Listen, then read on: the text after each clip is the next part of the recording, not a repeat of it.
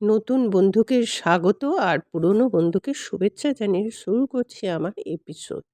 আমি কিছুটা মানে পরিমাণ মতো ২ কৌটা মতন উম চাল নিয়ে নিয়েছি। এটা হচ্ছে বাসমতি চাল দিয়ে হবে। এই পোলাওটা হচ্ছে পালক পোলাও। আর মশলাটার মধ্যে আমি যেটা করব সেটা হচ্ছে পালং, ধনেপাতা, কাঁচা লঙ্কা আর হচ্ছে উম আদা। এটাকে পেস্ট করে আমি রেখে দেবো। যথারীতি ওটা পেস্ট করে নিয়ে ফিরে আসবো।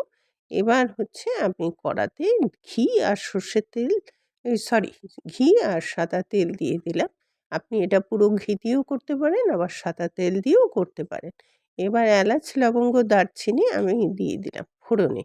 দেওয়ার পরে কিন্তু আপনারা কাজু কিশমিশটা দেবেন। আমি একটু ভুলে গিয়েছিলাম, এর জন্য এক্সট্রিমলি সরি। আমি পরে দিয়েছি। কিন্তু আপনারা কাজু কিশমিশটা তখনই একটু ভেজে নেবেন। এবার তার মধ্যে ওটাকে ভেজে নিয়ে ওর মধ্যে ওই পেস্টটাকে দিয়ে দেবেন, যেটাকে আমি করে রেখেছি অলরেডি। যে পালং শাক, ধনেপাতা, কাঁচা লঙ্কা আর আদা, এই পেস্টটা দিয়ে দেবেন। এটাই এর মূল ইনগ্রিডিয়েন্টস।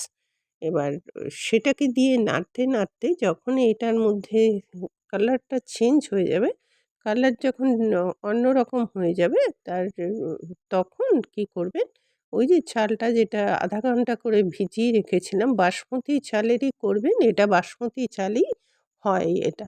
এই পালং পোলাওটাও সাধারণত বাসমতি চালেই হয়। এটা এতেই ভালো হবে। এবার সেটাকে আমি দেখুন এইটাকে যতক্ষণ এটা বেশ কিছুটা হয়ে যাওয়ার পরে, কালার চেঞ্জ হয়ে যাওয়ার পরে আমি চালটা যেটা ধুয়ে রেখেছিলাম, এই চালটা কিন্তু মেলে দেওয়ার কোনো প্রয়োজন নেই। ধুয়ে ড্রাই করে ওইভাবেই রেখে দেবেন, তাতেই হবে। এবার এটাকে বাসমতি চালটাকে আমি দিয়ে দিলাম। চালটাকে দেওয়ার পরে ওই যে মশলাটা সেটা এর সাথে চালের সাথে ভালো করে মিক্সড করে নেব এবং ভাজতে থাকবো যাতে জিনিসটা একটু ঝরঝরে হয়। এইভাবে করতে, করতে দেখবেন চালটা ছেড়ে, ছেড়ে এসছে এবং বেশ ভাজা, ভাজা মতন হয়েছে। মানে সেইভাবে আপনাকে এইটাকে করতে হবে। বাই দ্য ওয়ে, আমি নূপুর। আপনারা দেখছেন smile with Nupur and Tania. Please একটু সাবস্ক্রাইব করে দেবেন। বেল আইকনটা টিপতে ভুলবেন না। লাইক, শেয়ার করে দেবেন। তাহলে নিত্য নতুন রেসিপি যখনই আমি আপলোড করব না কেন, নোটিফিকেশন আপনাদের কাছে পৌঁছে যাবে। ফিরে এলাম আবার রান্নায়। দেখুন এটাকে বা বেশ অনেকটাই এটা ভাজা, ভাজা হয়ে গেছে। এবার আমার জল দেওয়ার পালা। জলটা দেবেন আপনি কিভাবে?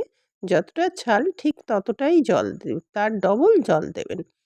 ততটা জল নয়, ডবল জল দিতে হয়। যদি ২ কৌটো চাল হয় ৪ কৌটা জল দেবেন, মানে ৪ কাপ। আর যদি ১ কাপ হয় তাহলে ২ কাপ জল দেবেন, এইভাবে। আর নুন আর মিষ্টিটা আপনি ওই জলের মধ্যেই দিয়ে দেবেন। তাহলে এটাকে তারপরে ৭-৮ মিনিটের জন্য এটাকে বয়েলিং পয়েন্টে রাখবো। বয়েলিং পয়েন্টে রাখার পরে তারপরে এটাকে একটু বয়েলিং পয়েন্ট থেকে একটু টেম্পারেচারটা ডাউন করে দেবো। মানে গ্যাসটাকে একটু কমিয়ে দেবেন। যাই হোক, হয়ে গেল রেডি টু সার্ভ।